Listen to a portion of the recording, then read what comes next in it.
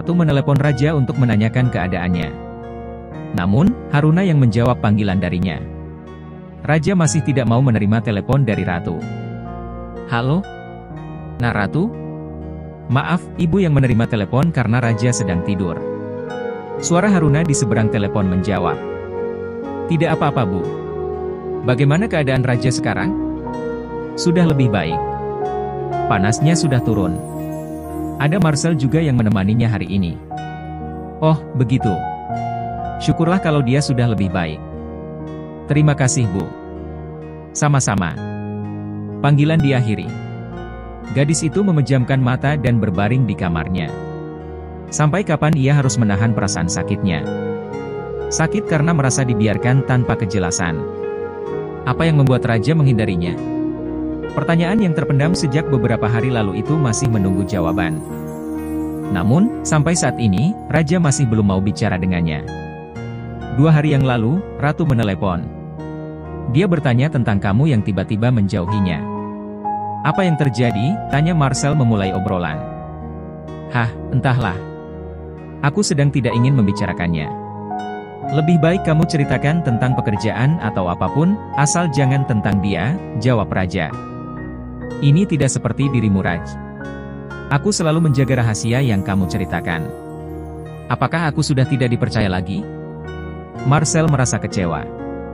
Sahabatnya itu selalu menceritakan apapun yang sedang dialaminya. Jika Raja merasa tidak bisa bercerita pada keluarganya, dia akan mengatakannya pada Aji dan Marcel. Namun, kali ini, Raja tetap tidak mau cerita. "Kepalaku sakit. Saat aku sudah sembuh, aku akan cerita padamu. Di sini tidak aman." "Aku takut," dia menguping, ucap Raja sambil menunjuk ke arah pintu dengan menggunakan isyarat mata. Syahira segera pergi karena sudah ketahuan menguping. Marcel menoleh dan tersenyum geli. "Adikmu itu, masih saja suka menguping."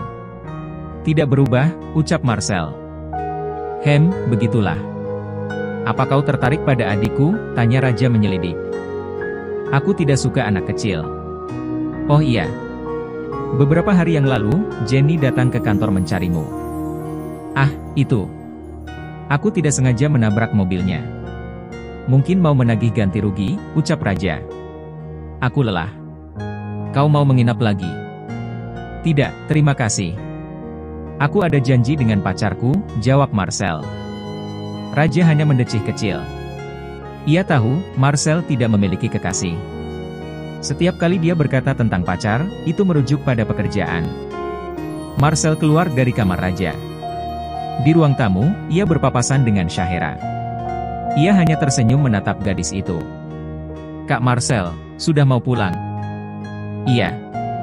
Salam buat Tante dan Om." "Selamat malam Syah," pamit Marcel. "Selamat malam."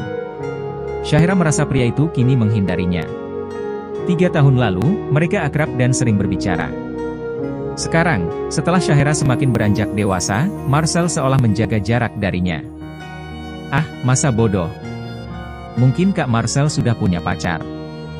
Jadi, dia takut pacarnya cemburu," gumam Syahira. Malam itu, Raja duduk bersandar di ranjangnya. Menatap foto yang sama dengan yang ada di kamar Ratu. Hanya selembar foto dan dia harus kehilangan cintanya. "Kenapa harus kamu?" Ia menaruh foto itu di bawah bantal. Meraih ponsel lalu melihat akun sosial medianya. Ada banyak pesan dari Ratu yang tidak dibalas. Rasanya bahagia melihat pesan dengan nada khawatir itu. Namun, kembali ia merasa sedih saat mengingat mereka bersaudara. Raja berubah pikiran, ia menelepon Marcel dan mengajaknya bertemu di kantor. "Malam-malam begini?" "Yang benar saja. Di rumahku saja. Jangan khawatir, tidak ada siapa-siapa di rumahku." "Baiklah. Aku ke rumahmu sekarang." Raja memakai jaket dan pergi menggunakan mobil. Ia tidak berpamitan pada Haruna karena ibunya itu pasti melarang dia pergi. Kesehatannya belum pulih, tidak baik jika dia bepergian. Tidak butuh waktu lama bagi Raja untuk pergi ke rumah Marcel. Hanya 20 menit dan ia sudah tiba di rumah sahabatnya itu. Mereka duduk di ruang tamu. "Jadi, ada apa?" "Tadi, aku sudah bertanya dan kau bilang nanti saja." Kenapa? Tanya Marcel sambil menaruh segelas susu hangat untuk raja. Kau tahu kan? Aku memiliki kakak perempuan. Iya. Lalu? Aku pikir, Ratu adalah kakakku yang dulu meninggal dalam kecelakaan, ucap raja. Dia sudah meninggal. Bagaimana bisa dia menjadi ratu? Jangan mencari alasan yang tidak masuk akal. Jika kau sudah tidak tertarik dengan gadis itu, lebih baik katakan saja yang sebenarnya. Itu lebih baik, ucap Marcel. Ia menganggap ucapan raja hanya mengada-ada. Raja menceritakan semua yang menjadi beban pikirannya selama beberapa hari terakhir. Marcel tidak menyangka jika raja serius dengan ucapannya. Hanya satu yang menjadi janggal dalam pikiran Marcel. Mengapa Ratu tidak mengingat apapun yang menimpanya saat kecil? Aku tidak pernah terpikir sebelumnya. Apa benar dia adalah kakakmu? Jika iya, tentu kalian tidak akan bisa bersama. Tragis sekali kisah cinta kalian, ucap Marcel. Ia menyayangkan hubungan yang sudah mereka jalani sejauh ini. Raja berbaring di sofa sambil menghela napas dalam dan berat. Meskipun ia sudah menceritakannya pada Marcel. Kenyataannya, ia tetap merasa berat jika harus melepas Ratu. Kau sudah mengatakannya kepada dia? Aku tidak sanggup, Sel. Aku tidak bisa mengatakan padanya, jika ia adalah kakakku yang telah dianggap meninggal saat kecelakaan. Aku tidak sanggup memutuskan hubungan kami. Aku sangat mencintainya, ucap raja. Hatinya semakin ringkih, tak mampu menahan beban batin yang begitu rumit. Lelah jiwa dan raga saat memikirkan Ratu. Wanita yang telah mengisi kekosongan hatinya. Apa yang akan kau lakukan selanjutnya? Kau harus mengatakannya cepat atau lambat. Tante Haruna pasti sangat bahagia kalau dia tahu bahwa putri sulungnya masih hidup dan selamat dari kecelakaan. Kau tidak bisa selamanya menyembunyikan kebenaran. Aku tahu. Bisakah kau membantuku? Apa yang bisa kubantu? Tolong, kau katakan pada Ratu semuanya. Karena aku tidak akan pernah sanggup mengatakannya, pinta raja pada sahabatnya itu. Raja memberikan foto yang diambilnya dari album foto di rumahnya. Foto ini, dia juga memiliki foto ini di kamarnya. Jika dia tidak percaya, kau berikan foto ini padanya. Aku akan bicara pada Mama soal Kak Kiara. Bisakah kau lakukan itu untukku? Besok, aku akan menemuinya. Sekarang, sebaiknya kau pulang. Istirahat dengan baik karena besok pasti akan sangat melelahkan, ucap Marcel. Ia menasihati seperti itu karena besok pasti raja akan sangat terluka saat harus mengakhiri hubungan mereka. Dengan lapang dada, ia harus menerima bahwa kekasihnya berubah menjadi kakaknya. Raja menuruti ucapan Marcel. Ia pulang dan beristirahat di kamarnya. Segala perasaan gundah dalam hati, ia mencoba meleburkan semua dalam tidurnya. Berharap dewa mimpi menghilangkan perasaan cintanya pada Ratu. Rela atau tidak, ia harus tetap melepaskan gadis itu dari hatinya. Tempat itu akan kosong tanpa penghuni lagi. Hati itu akan hampa kembali, seperti saat ia putus dengan Ratu 3 tahun yang lalu. Tok tok tok. Raja. Sarapan yuk. Haruna memanggil putranya untuk sarapan bersama pagi itu. Iya mah. Raja sedang ganti baju. Nanti raja turun, sahutnya. Ia mengancingkan kemejanya. Menatap cermin di depannya dengan wajah sayu. Hari ini, ia berencana mengungkapkan rahasia tentang Ratu. Ia mencoba ikhlas untuk melepas gadis itu. Status mereka akan berubah dari sepasang kekasih, menjadi kakak beradik. Tidak mengapa baginya, asalkan semua bisa bahagia. Raja menarik napas dalam-dalam dan mengembuskan dengan kuat. Memantapkan hatinya, keluar dari kamar dan bergabung bersama yang lainnya. Tristan, Haruna, dan Syahira sudah menunggu kedatangan Raja sejak tadi. Selamat pagi, Pak. Selamat pagi, Ma. Raja menarik kursi di samping Syahira. Selamat pagi, Kak Raja. Selamat pagi, Dek. Besok, kita akan kedatangan anggota keluarga baru. Siap-siap saja, ucap Raja. Mereka bertiga memandang Raja dengan tatapan aneh. Mereka memiliki pertanyaan yang sama. Siapa yang Raja maksud? Karena jika calon istri Raja, maka tidak mungkin secepat itu mereka tinggal bersama. Tidak ada perbincangan tentang rencana pernikahan antara Ratu dan Raja. Ayo sarapan, ucap Raja mengalihkan perhatian mereka. Setelah sarapan, Raja ingin bicara dengan Mama dan Papa. Kalau Sasha mau ikut juga tidak apa-apa. Mama jadi penasaran. Apa sih yang mau kamu katakan sayang? Tanya Haruna dengan rasa penasaran. Nanti saja, jawab Raja. Kebetulan hari ini adalah hari libur. Syahira tidak pergi ke sekolah, begitupun dengan Ratu. Gadis itu juga pasti ada di rumah. Semalam, ia dan Marcel sudah sepakat untuk mengatakan semuanya secara bersamaan. Marcel yang akan mengatakan kepada Ratu, sedangkan Raja akan mengatakan kepada kedua orang tuanya. Mereka sarapan dengan perasaan berdebar tak karuan. Raja terlihat sangat serius saat mengatakan ingin bicara kepada kedua orang tuanya. Hal itu membuat Tristan dan Haruna tidak bersemangat untuk makan. Mereka lebih tertarik untuk menunggu cerita Raja. Marcel membawa 2 porsi bubur ayam. Ia berdiri di depan pintu rumah Ratu.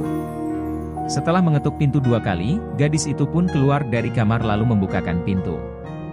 Selamat pagi, sapa Marcel saat melihat wajah Ratu. Selamat pagi. Ada apa pagi-pagi begini? Ini. Marcel menunjukkan bubur ayam yang dibawanya. Ratu yakin, Marcel datang bukan cuma untuk itu.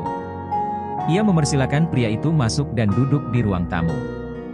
Mereka sarapan di sana.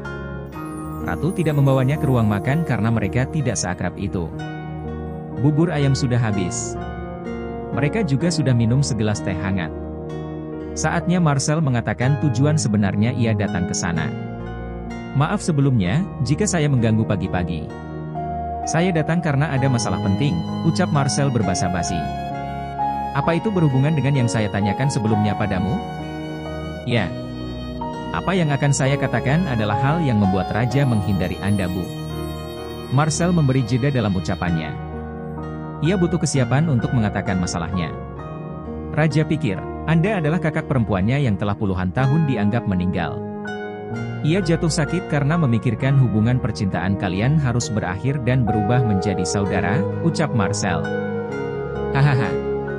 Sudah selesai mengarang cerita. Katakan kepada Raja, jika dia sudah bosan, lebih baik katakan putus. Jangan mengada-ada. Aku pikir dia akan mengatakan sendiri, alasan dia menghindar adalah karena dia menyukai gadis lain. Tapi apa ini? Kakak? Dia pikir saya akan percaya dengan omong kosong ini, hah? Ratu begitu emosi mendengar penuturan Marcel. Mengapa Raja harus mengarang cerita seperti itu? Hati sanubari Ratu bertanya sedih. Jika tidak mau lagi padanya, mengapa harus mengatakan jika mereka bersaudara? Ratu tidak menerima alasan yang tidak masuk akal itu. Raja tahu. Ibu pasti akan menyangkal dan menolak. Tapi apa yang saya bawa, akan membuktikan bahwa ucapan Raja adalah sebuah kebenaran. Saya bisa menjamin jika apa yang saya sampaikan, bukan hanya ucapan tanpa bukti. Bukti? Bukti apa yang kamu miliki sehingga bisa mengatakan ucapan Raja adalah kebenaran? Tanya Ratu dengan nada yang semakin meninggi. Marcel mengambil foto dari saku jaketnya. Ia meletakkan foto itu di meja. Gadis itu mengernyit awalnya. Namun, semakin lama ia menjadi tegang. Apa maksud foto itu? Tanya Ratu dengan suara tergagap. Itu adalah bukti yang menunjukkan bahwa ibu memang bersaudara. Ibu juga memiliki foto ini bukan? Gadis itu mengulurkan tangan dengan gemetar. Mengambil dan mengamati foto itu dengan seksama. Mirip? Bukan mirip, tapi sama persis dengan miliknya yang ada di dalam kamar. Foto itu ada 2 di keluarga Tante Haruna. Salah satunya dibawa Kiara saat pergi ke Bogor. Waktu itu polisi menyatakan semuanya tewas terbakar di dalam bus. Kecelakaan itu yang membuat keluarga Tante Haruna menganggap Kiara telah tiada. Saat Raja melihat foto itu, dia bertanya pada ibunya. Apakah foto itu ada 2 atau hanya satu-satunya? Tante Haruna bilang, itu memang ada 2 dan salah satunya yang ada di tangan ibu saat ini. Yang saya bawa adalah yang ada di rumah Raja. Anda adalah Kiara. Anda adalah kakaknya Raja, pungkas Marcel. Ia selesai mengatakan semua yang harus dikatakan. Jadi, aku masih punya orang tua? Boleh saya tahu, siapa saja yang ada dalam foto ini? Tanya Ratu dengan mata berkaca-kaca. Antara bahagia dan sedih. Perasaannya sekarang sama dengan perasaan Raja. Ia akhirnya mengerti penderitaan Raja. Bayi laki-laki di tengah itu adalah raja. Gadis kecil itu adalah Kiara. Dan wanita dewasa yang berbaring bersama kalian adalah Tante Yuka, mamanya Jihan. Ratu terpaku. Sejak mendiang ayahnya mengatakan bahwa ia bukan putri kandungnya, ia mencari keluarganya di Bogor. Tidak disangka, keluarga yang tidak bisa ditemukan di Bogor itu adalah keluarga raja. Pantas saja, ia tidak bisa menemukan keberadaan mereka. Rupanya karena mereka ada di Jakarta. Mereka begitu dekat, tapi sampai puluhan tahun lamanya baru bisa terungkap. Saya permisi pulang. Saya pikir, Anda butuh waktu untuk sendiri Bu Ratu. Marcel berpamitan. Ratu tidak beranjak dari sofa. Ia masih sangat syok saat menyadari kenyataan pahit itu. 3 tahun yang lalu, mereka putus setelah menjadi sepasang kekasih selama 3 hari. Saat ini, mereka baru saja menjadi sepasang kekasih selama seminggu dan mereka dihadapkan dengan kenyataan bahwa mereka bersaudara. Mereka tidak tahu bahwa mereka hanya saudara angkat. Seharusnya tidak masalah jika mereka menjalin hubungan. Namun, karena ketidaktahuan mereka, akhirnya semua menjadi rumit. Hanya Tristan dan Haruna yang bisa meluruskan kesalahpahaman itu. Mungkinkah kedua orang tuanya akan mengatakan yang sebenarnya atau mereka tetap diam? Membiarkan Ratu beranggapan bahwa mereka adalah orang tua kandungnya?